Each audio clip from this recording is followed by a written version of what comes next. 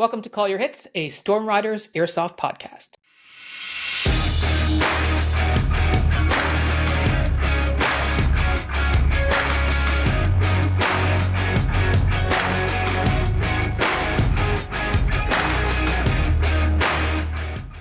Thanks for joining us, everyone. Today, I'm talking to Matt, the Storm Wizard, about his experience at an airsoft operation called Operation Atomic Dawn, which was an Airsoft Challenge Program event held at All Patriot Airsoft in California on December 3rd, 2023.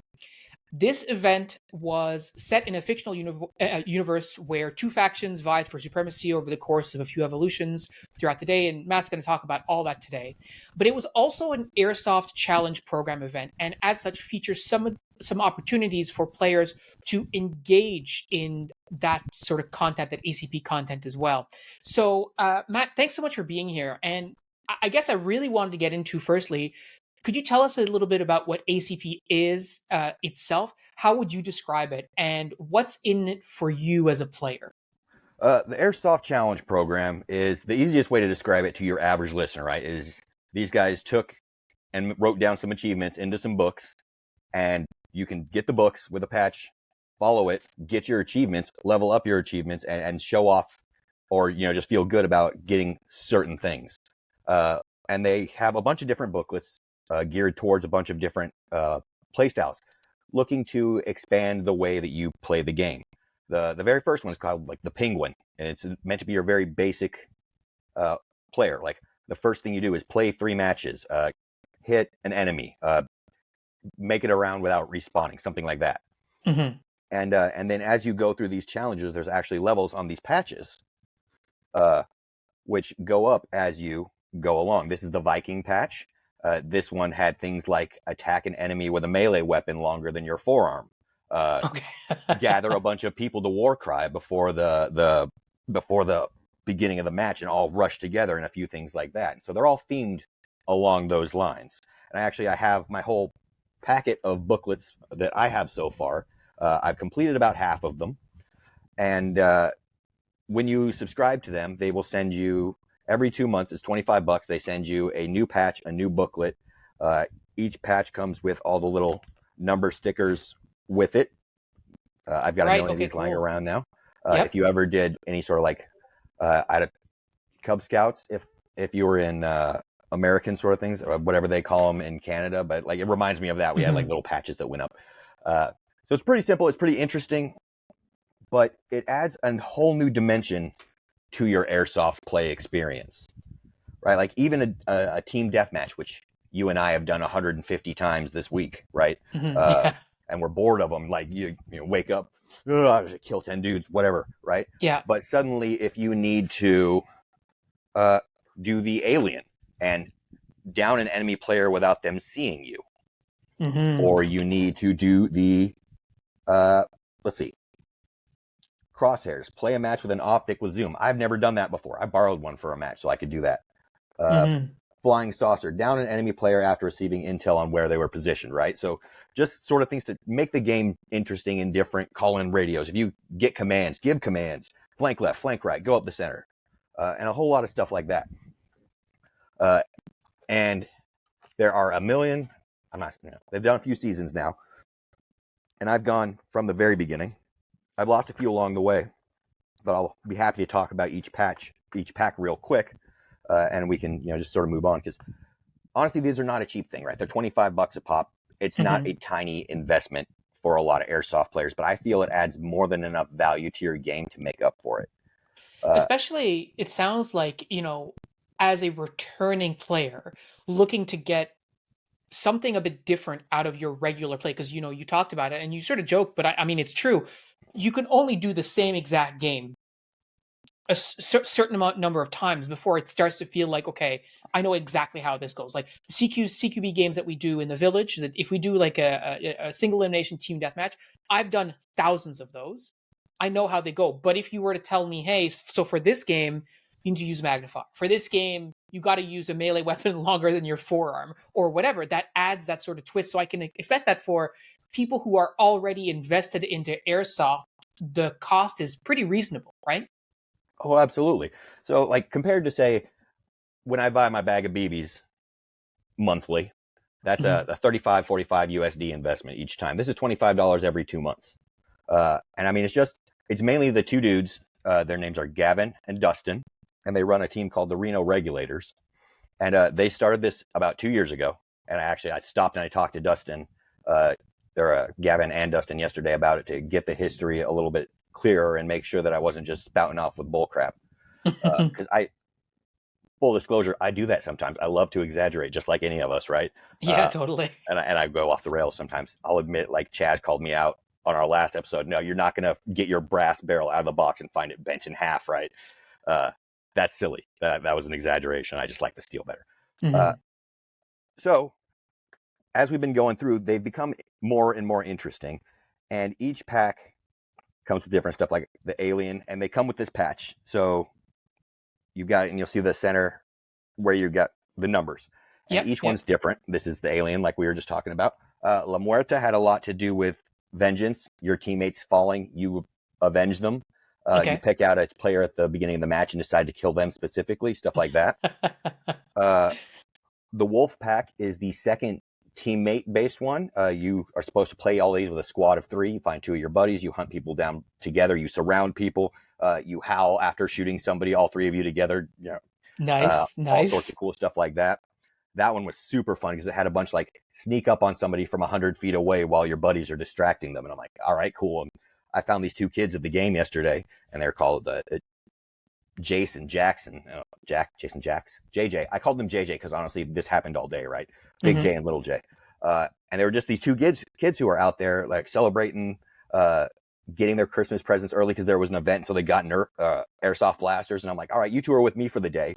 We're gonna go and we're gonna be a wolf pack, and we're gonna get all these things in the book. Mhm. And they blessed those two tiny children. One of them was like 14, the other was like 15.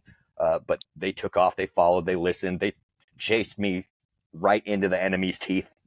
It was great. Mhm. Uh, and then let's see, there's the Merc, which is honestly, I have not gotten very far in this one because sometimes you run into something that you have trouble with. Like it has parlay with an enemy. We don't parlay at any of my fields. Mhm. Uh, Intel grab, tag an enemy before they go back to respawn. We always do single elimination, unlimited respawns, right? So you Right. die and you go back, and you die and you go back. Yesterday was the first time we played medics on any of our local fields. Let's see, there's the Rook, which is about shields and shotguns. The Queen, which is also specifically about picking enemy players out and hunting them and fighting them specifically. Mhm. Uh, the Spartan, and this is the first airsoft, or this is the first buddy pack, and I like this one because this one actually came with a smaller version of the same patch that I gave to Drew, and he put Mhm. it on his pack while he and I did all the buddy stuff in this booklet. And then these are event specific. These were actually from the Battlefield Rush, the support and assault gunners. I got the support for playing support at that event. I got the Mhm. assault as my next one because I had already gotten support. We got actual like color specific, like team specific colors. I played on green team, so my machine gunner was green. Uh, Mhm. this time they gave me the option because they gave it to us at the event yesterday. Gotcha. Uh, So when you do the things for the patch, like is that validated by people on the field, or is it honor based, or like how does it's that honor work? based, Yeah. and like a lot of people will take issue with that and say, well, how do you know they're not cheating, whatever. And every time I hear about how do you know they're not cheating or why don't the rules do anymore, I just have to say, the entire purpose of airsoft is honor and integrity. The game does not exist if we don't call Mhm. our hits, right? Call your Yeah. hits, fill out your booklet the right way. It's up to you. It's your game, right? The only person you're cheating out of that is your own fun, your own extended experience. It's funny that you mentioned that because during the COVID lockdowns, one of the big things that came up was there were no running races. It was all virtual races because you couldn't run in big groups. And so people would go and they would do these long challenges and get a medal, and you would pay for it. You would get the medal at the end once you did your mileage. And people were like, "Well, how do you know they're not just lying about all the treadmill activities they're doing and just getting the medal in the mail anyway?" It's like, well, if they want to do that, then fine, but they're just So, cheating themselves, right? Like it like, doesn't it doesn't change anything for you. you're not impressing So anybody.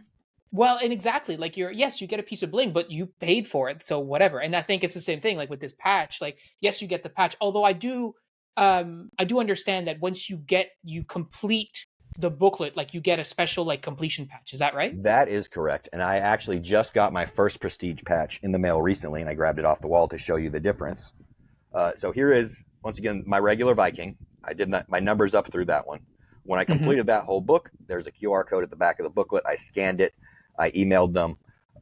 It has a form you fill out. And then it's like, okay, I did the Viking patch. You have to give them some feedback. Like, what was your favorite challenge in the book? Which for me was the battle cry, because that was so much fun. Just like 14 dudes like at the beginning of an airsoft game. Yeah. And that went both ways during the day. It was so great. And then it's like, do you think there were enough challenges per level? Did you feel good about the challenges? Were they too hard? Were they just hard enough? They are just hard enough. I love them. I honestly, I can't say enough good about these guys. They've taken every bit of feedback throughout the years and improved this thing. Every book they make is slightly better than the one before it, and you can Mm-hmm. tell the quality's been going up this whole time. That's awesome. I really love the idea of, I mean, it's really like taking video game achievements and then making them in real life, but also having, like, based on what you were just showing me in the images I've seen online doing the research and stuff for the episode, like, it's good quality stuff. Like, it looks good. It presents really well. The artwork looks really good. The booklets are really well made and really well thought out, especially the more recent ones, like you were saying, like it's gone up over time. Like, it's a product that they're selling that is worth the money in terms of what you're getting, but also in terms of what it does for you on the field. And I mean, not a sponsor. Matt and I are not sponsored No, by these God, no. guys, but it really does sound like it's a really a really cool idea, and the execution is really well done. Oh, they are magnificent. I like La Muerta, again, one of my favorites, but you can tell the detail in each one because there's a lot of color in these patches. These are not cheap, Mm-hmm. flimsy patches. They're solid. I wear them on my kit when I'm actually trying to earn them. I either put them on the back of my helmet, or if I'm wearing a BDU, I'll put them on the shoulder. And then you Mm-hmm. can look at the prestige patch for this one, and that is just Wow, fly very as cool. heck, right? Yeah, I, totally. I actually completed 3 prestiges while we were doing the game yesterday. Uh, and it sent them all in at once this morning after I went over my footage and stuff. I'm like, aha, check this. That's Had a awesome. great time. I keep saying So that. I let's know get we'll into get it, into it man. Let's talk eventually. about this Yeah. event. So, Operation Atomic Dawn. So, as I was saying in the intro and when I was doing the research, it was basically like two fictional like groups fighting for each other, fighting against each other, trying to win through like a couple of different like evolutions throughout the day. Is that right? It wasn't Yeah, like one big scenario, one continuous play event, right? correct. It was done in evolutions. We did 3 evolutions before lunch, had an hour and a half break to eat, do a raffle, hang out, and airsoft stuff, and then we Mm-hmm. did 2 more after lunch. And this is actually my 3rd event with them in the last 2 months. My first one, I went out to Reno to play in a Battlefield Rush event with them, and it was honestly not great. But I saw that they took everything that went wrong there, and it also honestly was not anything to do with them. Mm-hmm. They ran a great game. They had set out rules, but then a bunch of tan teams came out, and then a bunch of random green players came out.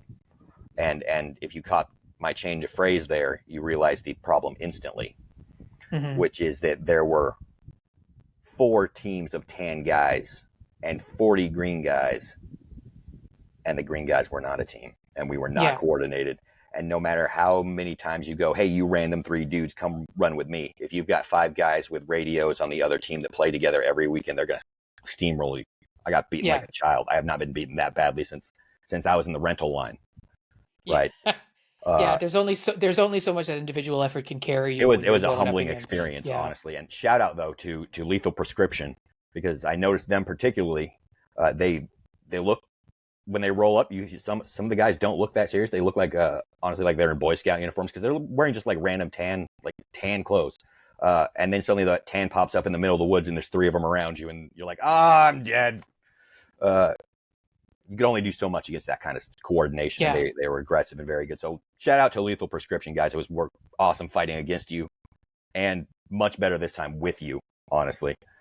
Uh, so that event was kind of a loss for me. I had a lot of type 2 and type 3 fun, right? Yeah. Uh, as we discussed with Eric, right? Type 1 fun is when you're in the moment, you're like, this is super cool. And type Yeah. 2 fun is where you're like, afterwards you look back and you're like, yeah, that was fun. unfortunately, there was a lot of Type 3 for me where I'm like, I'm not even sure if I had fun. Yeah. We did the Yeah, I airsoft feel you. thing. I expended a lot of ammo. I ran my air tank dry twice. I killed both my AEGs. 5 batteries dead. Like I did a lot of shooting. I was a support gunner, and we were just fighting against these continuous waves of demented, determined, awesome opponents, right? Uh, which is why I'm sure in your place they never let you play more than 3 Storm Riders at a time on a team. That's usually how it goes, unfortunately. Which is, I don't feel bad talking about this because you experienced it from the other side. And honestly, like Yeah. they bless them, they pulled me right into the team yesterday. It was fire, wonderful. We got there and we're like, oh, we're all red, and they're like, all right, you're Matt, right? And I'm like, yeah, you're Lars and Pumpkin and Chase and a few other dudes. How many And players at this event yesterday? 185 players. They actually went Wow. over and did the count. So we're talking, 90 dudes a team. Numbers fluctuate up and down. It's an airsoft event. People leave. People show up Right. late. So call And it 80 people on either team most of the day. Gotcha. And how big is the AO for that? Like, is it as big as some of the other AOs that you're playing, or is it relatively smaller? Well, obviously, it's bigger than, like, say, CQB City or GamePod, which are both Right. inside Yeah. warehouses. I want to say it's like 5 or 6 acres. It's a good-sized property. It's a good Okay. jog from one side to the other. But if you go from the short corners of the field, you can shoot at each other, Oh, okay. Yeah. which actually became an issue when we moved all of the spawns for other games. There were some complaints about it. Blue team needed to go from northwest to southeast, Hmm. but the red spawns were northeast and southwest. So they weren't able to push out of their spawn once we took control of the field, and we could actually, from both of our spawns, box them in almost completely, to the point that the game runners came in, gathered all of them together, and rushed them through so they could start breaking through our lines. Oh, excuse me. Gotcha. And because it was just, we could shoot. Like, I was, at one point, a guy was 2 steps out of their spawn shooting at me, and I had my finger on our respawn flag, just like, yep, I got hit. Oh, you hit me. Oh, I'm getting killed here. And so that was a little bit of a draw there. It kind of slowed down, but once they gathered together and put a little effort into it, they broke through, and it became like a vicious fight through this village, because it's basically just a complicated village. Connexes, trailers. There's a couple of boats just lying out in the middle of the field. Awesome, right? There's a kill house. Everywhere has to have a kill house. Just a bunch of really interesting buildings, actually. There's not just like chest high cover everywhere. There's like windows up here, and there's windows down there, and there's spaces where you can crawl under, and if you low crawl, it's an actual advantage. If you can squat and get around a corner real low. I went prone so many times. I killed like 100 dudes prone. I went so prone. Yeah. Who would have thought, right? I actually got behind a trailer ramp. Like, there's these 2 trailers that have a great view of the field. They're like almost to the outsides. And I got under one of the ramps, and I was in my DCU, and I just crawled under there, got in some weeds, and I just sat there like probably 10 minutes defending our objective. Like, pop, oh, that's a dude. Pop, that's a dude. Pop, that's a dude. And nobody saw me forever. And there were some great cover spots out there because it's outdoors. They're able to let some spots overgrow. So camouflage is actually useful, and you have to think about what you're using. I was fortunate. I decided to run tan because we're doing tan at Iron Horse. So I decided I wanted to run some of the stuff I'm going to be running. Those are the pants I'm going to be wearing. That's the shirt I'm going to be wearing. I set up my belt like my new tan belt is going to be set up, and I gave it a shot and all that stuff. And so we've got kind of dry, dead grass all over the field, weeds, like I was saying. Yep. And my DCU my BDU. DCU is the pattern, right? My BDU was tough enough that I could actually crawl in there among some like thorns and weeds and stuff, and like get myself really sunk in where they couldn't even tell where it was. Yeah, so super effective on that front. So were the games, I know you mentioned some objectives, so I guess it wasn't like all just, obviously, like, it's an event, so it's probably not all team deathmatch all day long. No, I'm sorry. You asked me that, and I just totally went off. That's okay. That's okay. So, like, you said totally were 5 evolutions, so there was one different objective every single game? Yeah, so the first evolution was uranium rod gathering, which was, there were 9 uranium rods spread on the field. Spread throughout the field, mostly towards the center, but all along it width. And then at each end, halfway up the field was a bucket, and you needed to take the rods and go right.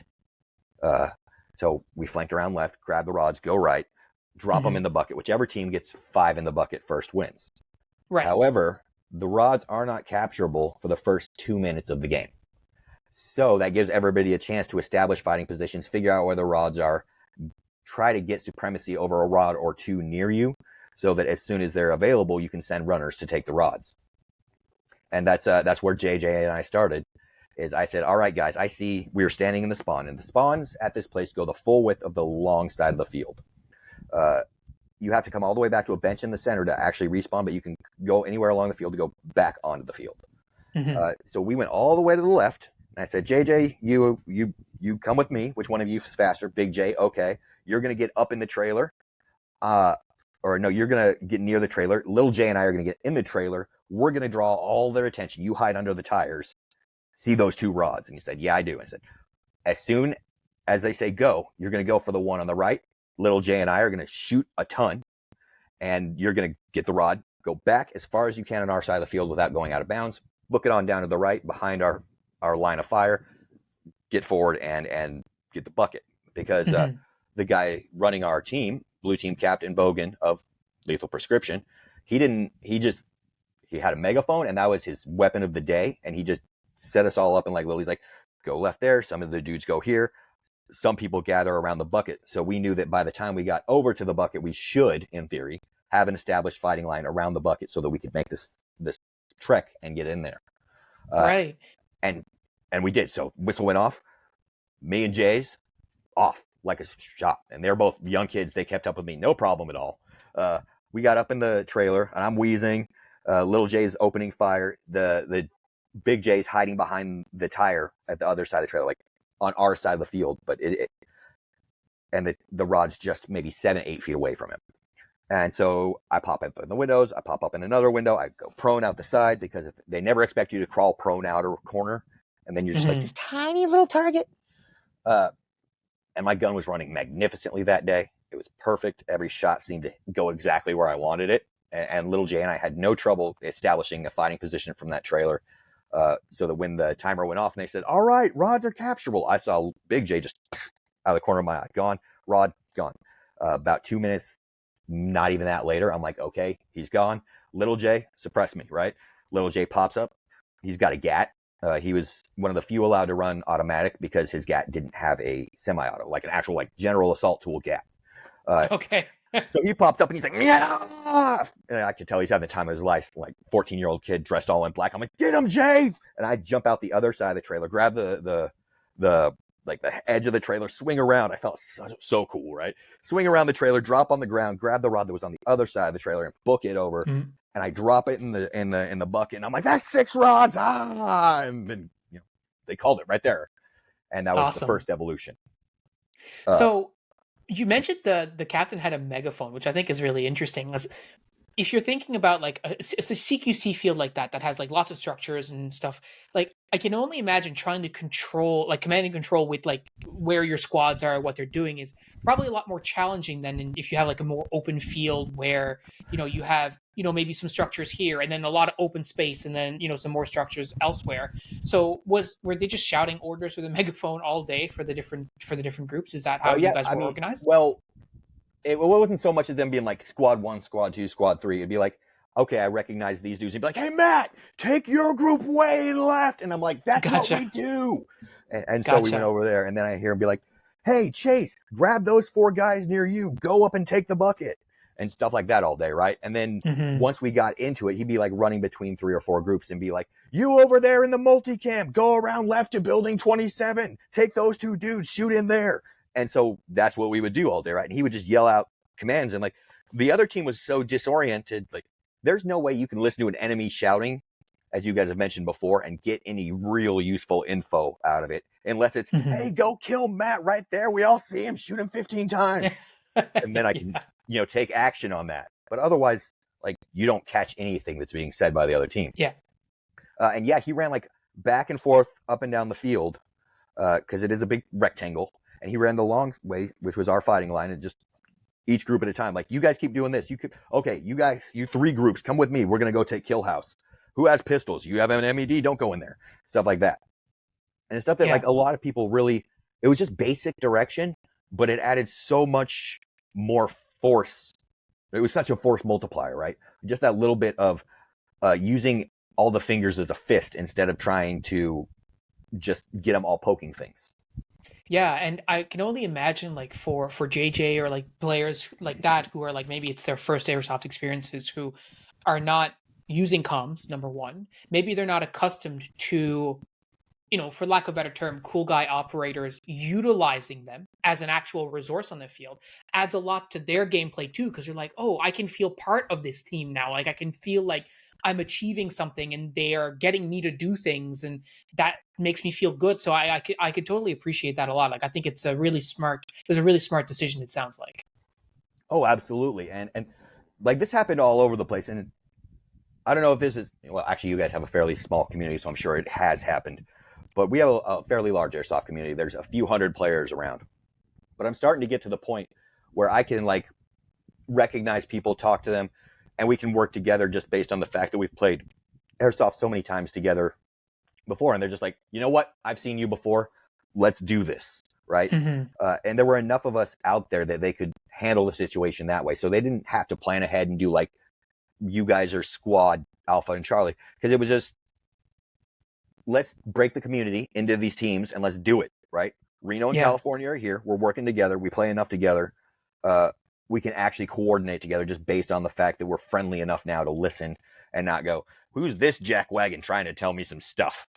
Yeah, totally. I can definitely. I mean, like you said, our community is much smaller, so it's very, very infrequent that anybody will say, well, especially to us as a team, because we've been in the communities for so long. Nobody's like, wait, who the hell are these guys? It's like, no, like we've been here a while. You don't have to listen if you don't want to, but I've played this game 400 times now. So yeah, Right. I totally get that. So that was your first game, and then what happened like for the next game? Did you like swap sides and take like the other side of the field, or how did Well, that we work? actually rotated more. We started off on the west spawn, and then we moved our spawn to the northwest corner, and we did Okay. a rush style game where the other team had 45 minutes from preventing us to prevent us from taking 4 flags across the field. Right, rush. Everybody apparently knows what it Hmm. is when I say it. I didn't at the time.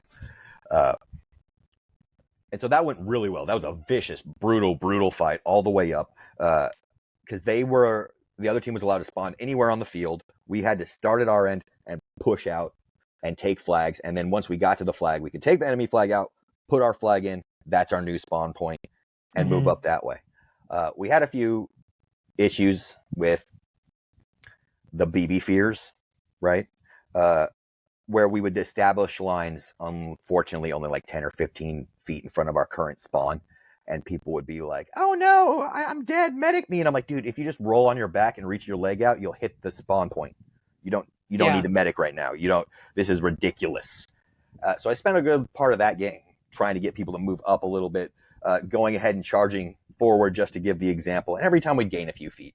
If I had found JJ that game, I would have used them much better, but I couldn't find them. It was just like some dudes. One guy got really mad at me. I'm like, come on, dude, it's just BBs. Are you afraid? And he's like, literally 20 feet behind our spawn at this point. I'm not even joking. Like, everybody else is gone. I'm like, come on, dude, you Yeah. gonna come? He's like, shut. And he started yelling. He got mad. He got big mad. But I'm like, bro, at least go to the spawn. You're Yeah, not hitting exactly. anybody. You do not have the range. He's sitting back there with a shorty AK, like tat, tat, tat, tat, tat, tat, tat, like shooting our own flag. And I'm like, all right, bro, okay. And he got mad, so I left him alone. Went off to play with other Yeah. people. It's Uh, funny how that happens. We had that happen at a rush game here once, where it's like I remember I got hit on the field and I was walking up and I saw all of my teammates on the left, okay, and they were attacking left to right. All right, right. so they're all on the left over here, and I'm looking at the spawn on the right, and I'm looking at them. I'm like, guys, that's our spawn. Why are you all like 25 feet that way? Just literally walk, and if you get shot, you can move forward because your spawn is over there. Like it makes like use your brain, right? Oh, Anyways, sorry, no, interlude. no, man. Continue. You get it, right? Like, it's Yeah, the weirdest thing. I'm like, why aren't you moving up? They're like, oh, I'm effective back here. I'm like, you help. No, you're not. you can literally walk forward and nothing will happen. So just go. Anyway, yeah, I hear you. Exactly. Yeah. And that was that actually weeded itself out during the day. Either people got aggressive or they got tired and they left, and I didn't care about that. Yeah, legit. That guy I actually saw later on moving up more aggressively, and I was like, okay, good for that guy. Cool. I'm not going to talk to him, but good for him. Yeah. And so then we did that one. That was the rush. That was the second iteration. We were 10 feet from the last flag when time ran out. Blue team won that. Good job, guys. Good game. That was the last time we'd let them win. Spoiler alert. Maybe if you hadn't, hung out 20 feet behind your spawn, you might have made it. Anyways, sorry, don't want to. Right. No. I'm not going to beat that horse to death. And then, so then the last one before lunch, which was the main event, the Atomic Dawn, was the nuclear strike. Right. Each team had 8 rocket pieces, 3 tubes, a warhead, and 4 fins spread across the field. They were a good chunk on the enemy side, honestly. You had to be aggressive to get them all. And then once you had them all, you took them into Kill House. You got your engineer who stood at your spawn, and he was a guy in a lab coat. And you had to bring him from the spawn to Kill House to set off the launch. Assuming you can clear a corridor to get him through alive, and he'll try to get there, but if he gets hit, he has to go back, and he's in a lab coat, and he's wearing a hard hat. So you see him. But you get him to the Kill House, and we did it. And we took Kill House, and we had it viciously blocked at every corner, like a bunch of rabid children.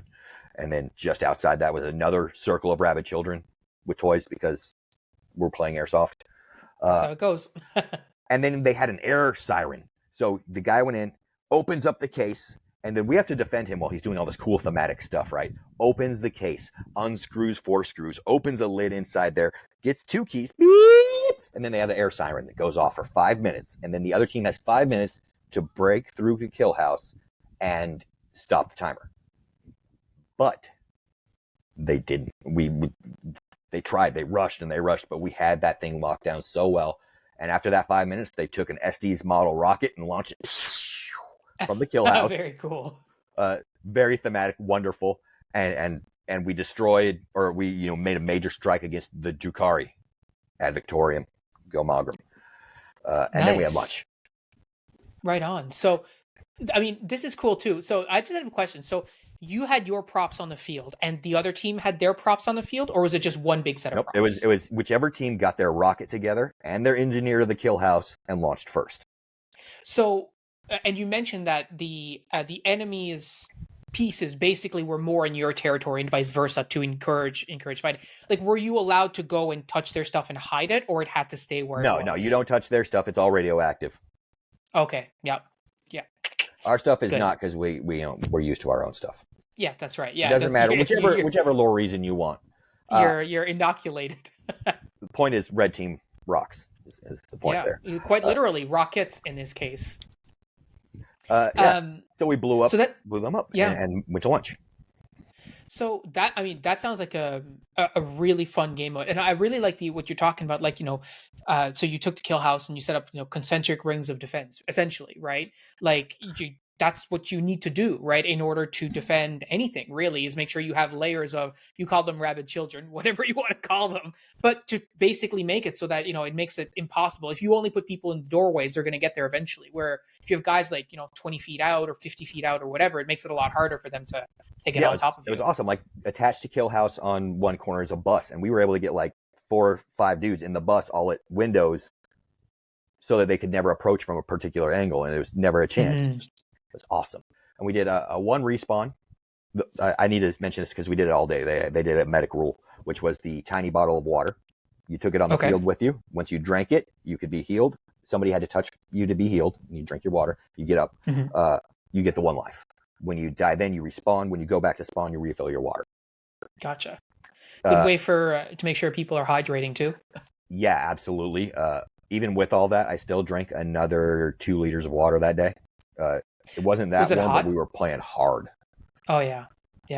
And like, once you get into it, and like you're having a good time and everything's going right, you push even harder, right? Like, your own motivation keeps you going, and then you got the end of the day when you're all running, screaming, firing, having a great time.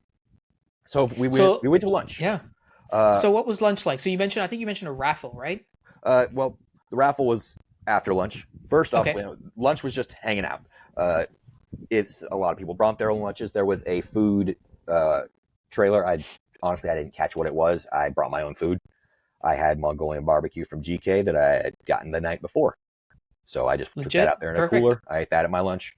Had a bunch of water. And then absolutely, yeah, protein. A lot of protein and fiber in there. Yeah. A lot of fat too. I like a lot of pork in my Mongolian barbecue for that reason. To keep me going through the day. Yeah. So then, that's when you hang out and bullshit. Or in the Army, we call it smoking and joking, right? Just wander around, hands in your pockets, looking at everybody's stuff, sell, trade, whatever. And that's when I pulled out my stuff that I'm trying to sell or trade, and I traded my SMG-8 for a featherweight 249. Oh yeah, I saw the picture you posted with your kid. That's awesome, dude. I was really excited, right? Like I had it there, and I had painted it up, but it's still best of times $130 gun, and I had it up for $150 because I figured somebody tried to borrow me down. And this kid comes up and he's like, "Did you take in a 249?" I'm like, "What kind of featherweight?" And I'm like, "That's still worth $150 more." Yeah, go for it. We both went over the range, fired off a few rounds, made sure everything was working, and we traded out. I didn't run the 249 because I needed to get a box mag for it. The one he had brought was broken. He was feeding it M4 mags. So I just took that. I didn't have any spare mags for the SMG, so whatever. He played it the rest of the day. His buddy had green gas, and he ran just that tiny SMG with a 44 round mag in it all day long after that. I bet he had a blast too. He did. He shot me right in the chest. That's awesome. Is that 249 what you're going to use at Iron Horse?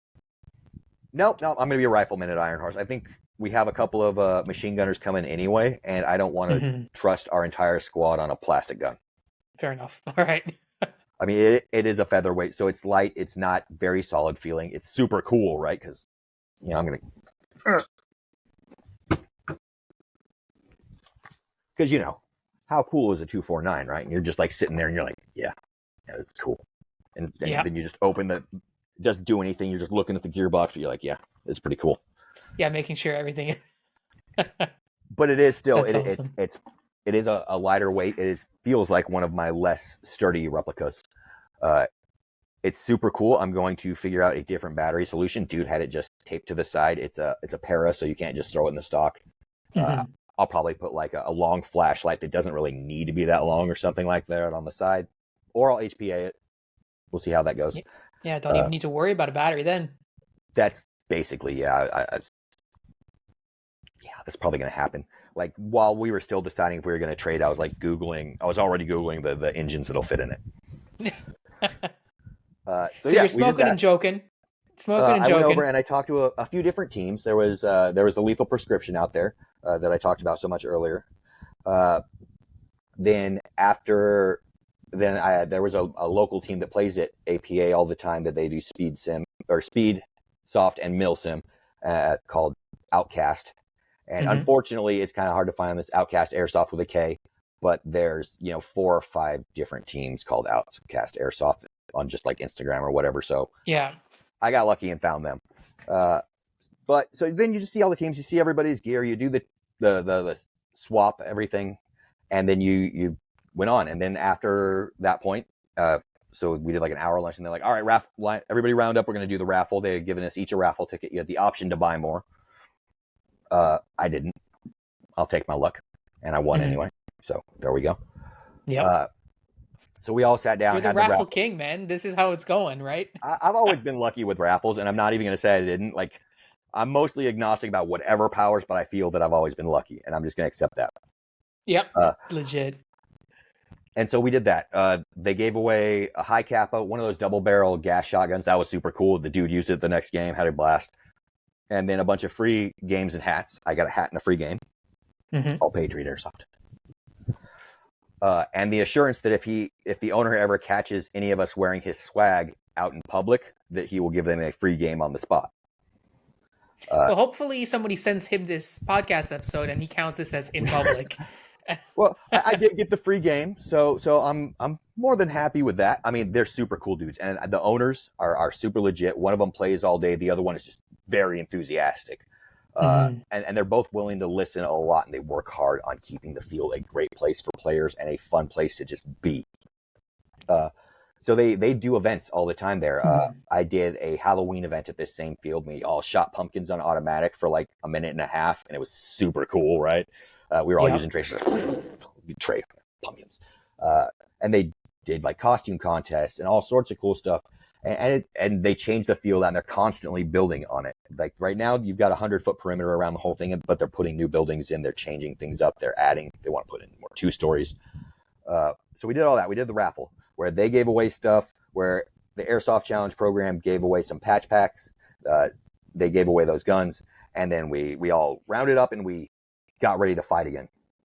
And then the next evolution was the blue team needed to get from the corner we had spawned at the first rush, get across the field, get an engineer, and then get back to their own base because we had kidnapped their engineer.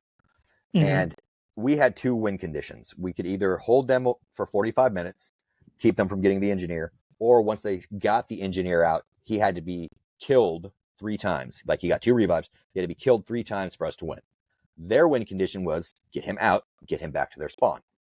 But it was one corner of the field to the other, and the other 2 corners were our spawns. And that's what I was telling you about earlier, where we were able to just box them in completely, and they weren't able to do anything. I can see how that would be. Yeah, I can see that'd be a pain. And they eventually tried to get, like in the last, like in 0 hour, they all gathered around, and all 40 or 50 dudes who were left on the team just charged at once. And I saw them coming, and I'm like, JJ, let's go.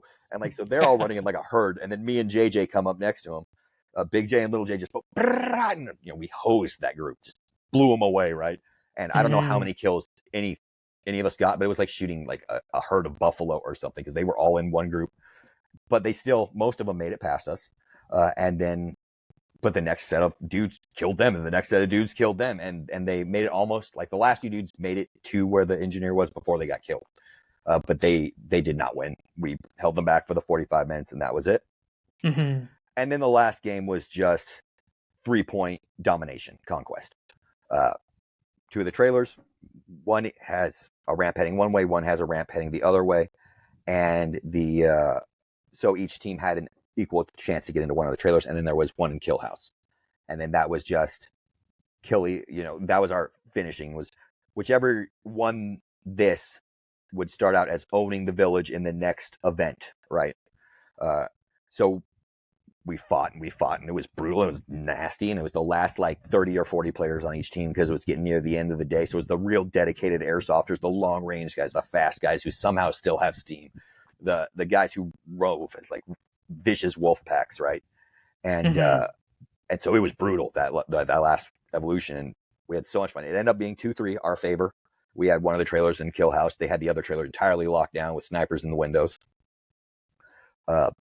And so it was great. That's how we wanted to end it. Like, they're like, boom, red victory, ad victorium.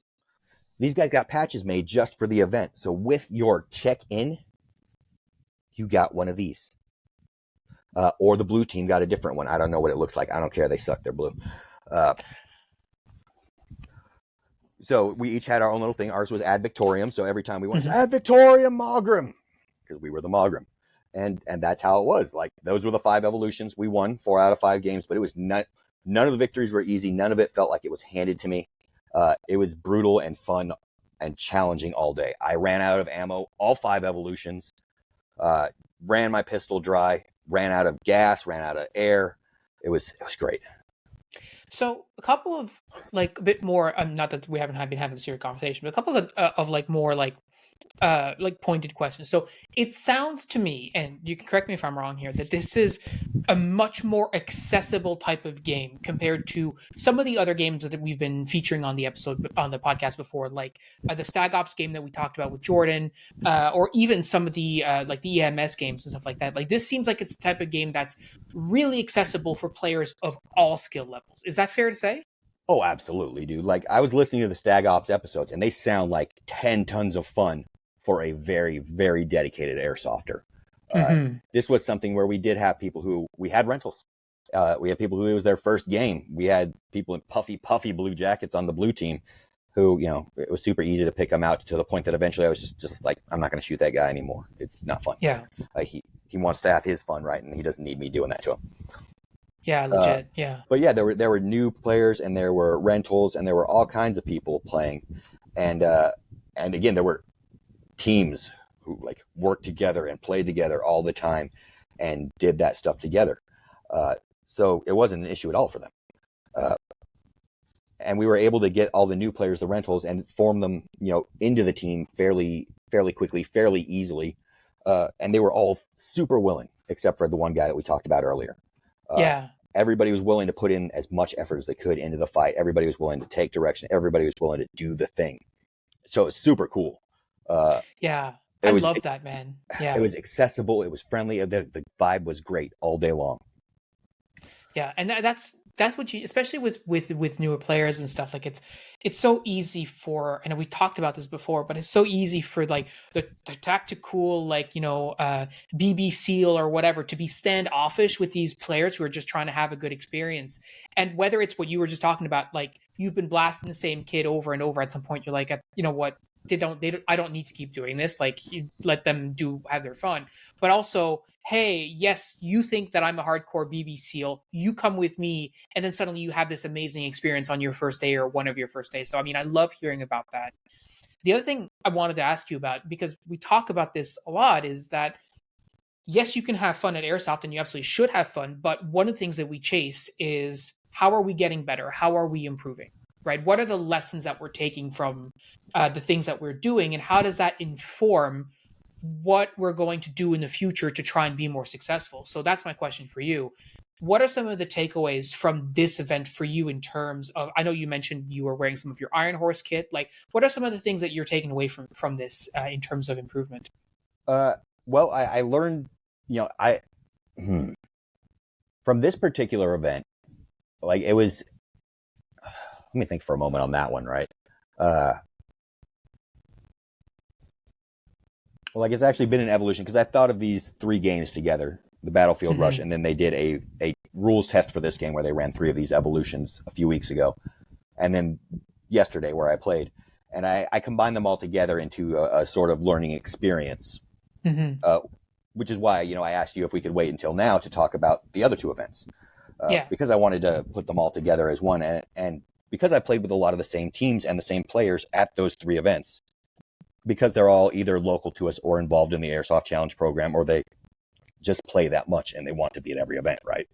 Uh, and so I learned the importance of balancing teams, right? We can't always have tan versus green if we want to have an open and accepting thing, because the majority of players that have any skill or any time in it all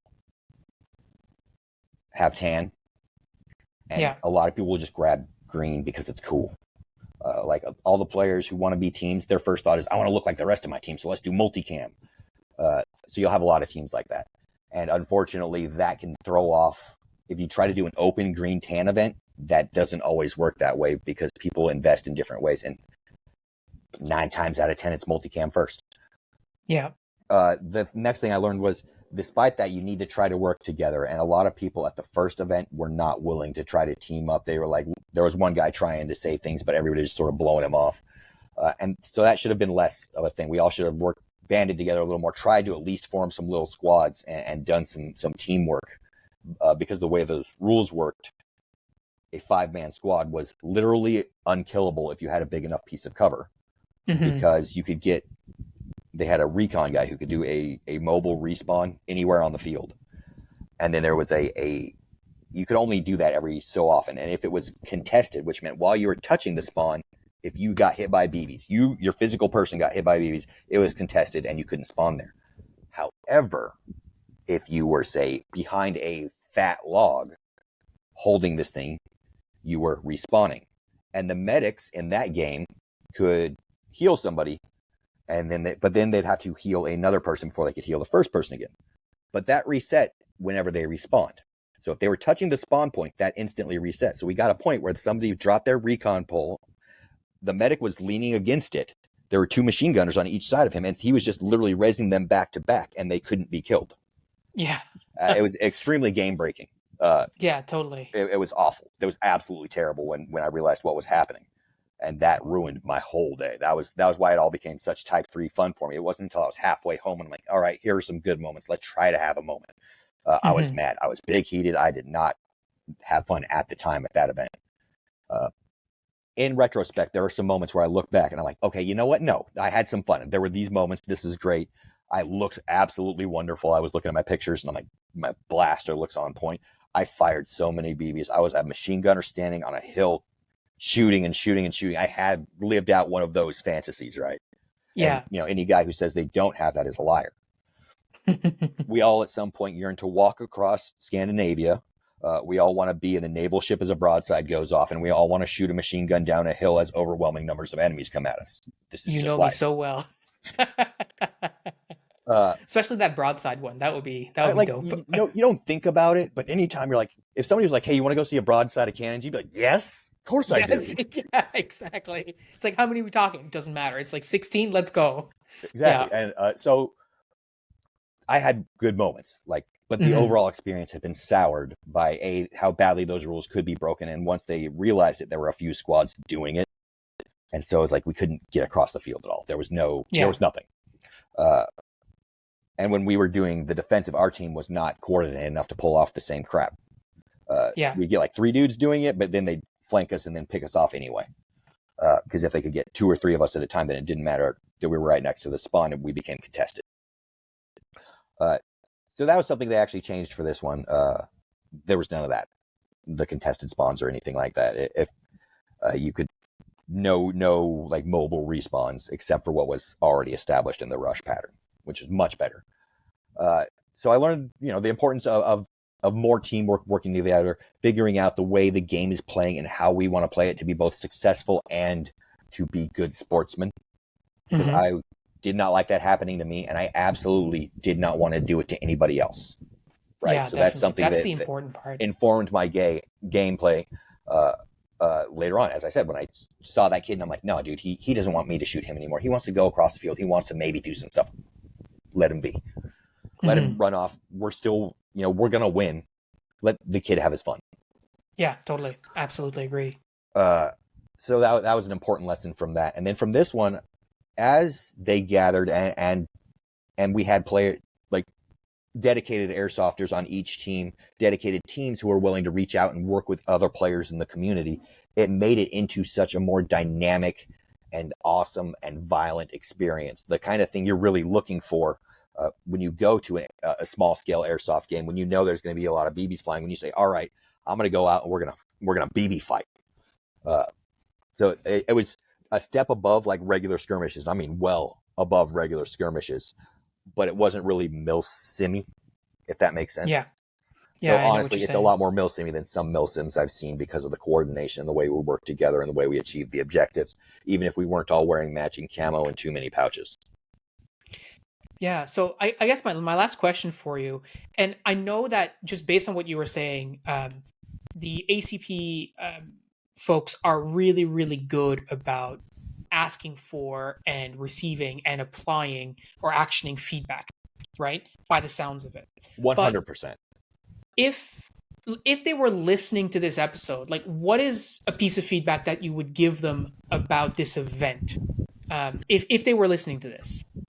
About this particular event, I know Gavin was down because a few people didn't enjoy the way the spawns went in a few of the games.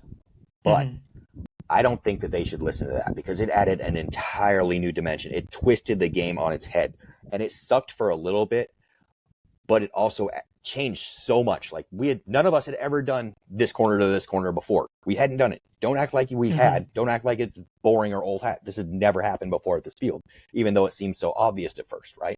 But and so it changed. It was dynamic. Adding the medic thing in, it was so cool. So he needs to. Yeah, I mean, it's important to listen to good feedback if you have something constructive. But some people who are just bitching because they weren't having a good day, because maybe their gun wasn't firing, maybe they don't like losing, maybe they don't care about the challenge, maybe it's all about winning for them, right? You got to take that with a grain of salt, dude. Some people are going to be salty at the end of a day of airsoft. Like you said before, some people just say, how could this game go better? Oh, if the Airsofts didn't run it and I'm a tool, haha. Or the Storm Riders didn't run it, right? And that's not useful. That's dick move. But you can find the good stuff in there. People are going to give you the good quality feedback if you reach for it, and you're willing to sift through and push aside the little guys who didn't have and I mean like morally small people who didn't have a good time and want to take it all out on everybody else. Yeah. And it certainly sounds like, okay, yes, it could have been problematic to have the spawns in those places, but I think the question would be, well, how do we make it work? Not, oh, this sucks, but like, how do we make this work, or what were you trying to achieve, and is there a way to make it work? And maybe there is. Maybe the small modification is all that's required, and then suddenly you get, their spawns were on the corners, you could box them in, and you just move them over, 20 feet or 30 feet, and that's no longer possible, or whatever, and then problem solved, right? That's exactly, Yeah. sorry. That's exactly what I was thinking about coming home, is if we had gone instead of the corners, just as the corners, like you had to touch the corner, if we had made the corners 30 feet wide each direction, like normally you can spawn across the whole side of the field, which gives you a chance to get around to different places where people aren't fighting, right? If we made the corners go 30 feet in for our spawns, that would have been enough, because that would have given people 60 feet, 20 meters ish, to move up and down along and get different angles to go back into the fight and not just pour down the same funnel. So, there's some actionable feedback for them or for All Patriot Airsoft. Guys, All Patriot Airsoft, that was such a great time. Thanks for putting it on. Thanks for running it. They check all their social media. I know they're going to watch this or listen to it, and I want you guys to know it was fantastic. Guys, you're doing great out there. The refs listen. The refs are friendly. They check for iPro. They're always friendly about reminding you to wear iPro. If you have a gripe, I had a Jules gripe. Like, my gun clocked at 300.3 feet per second running 32s, which is 1.33 joules, and their limit was 1.44. The ref running the chrono station was just slightly off about it. Didn't quite get it, and then the head ref was like, no, here's how we do it. This is okay. We have a little bit of leeway. His gun is a 20-foot MED. And because otherwise it would have been 100 feet, and that's way too far. I don't play that far. Yeah, really. I have my pistol for in close, but it is tuned down to is it 250 feet on 3.2s. So it's not really cooking, right? I'm not shooting very far with that thing. That's for building, fighting, or close in, or for running across the field as quickly as I can while I'm holding an objective that needs to be delivered. Like those rods. Like I actually just posted pictures yesterday about when I played the rules test. I dropped my guns. Like when I ran the rods, I didn't take anything. As soon as the 2-minute timer went up, I took my rifle off, I unslung it, put it down, popped the gas on my pistol, unholstered it and dropped it, picked up that rod, and I booked it. Man. And shoot, I don't even know what point I was making with that, but we had a great time.